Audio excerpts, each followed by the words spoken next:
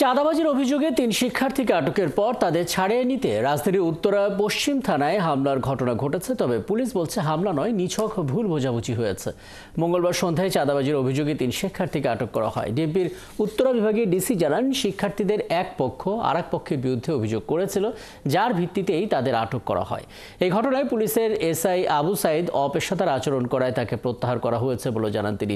বৈষম্য বিরোধী আন্দোলনে এক ছাত্র প্রতিনিধি বলেন, বৈষম্য বিরোধী আন্দোলনের কমিটিতে বেশ কয়েকজনকে না রাখায় তারা মিথ্যা অভিযোগ এবং বিভ্রান্তি তৈরির চেষ্টা করছে। তাদের সাথে তৃতীয় একটি পক্ষ মিলে থানায় হামলা চালালে বৈষম্য বিরোধী আন্দোলনের অপরপক্ষ সেই হামলা প্রতিহতও করেছে।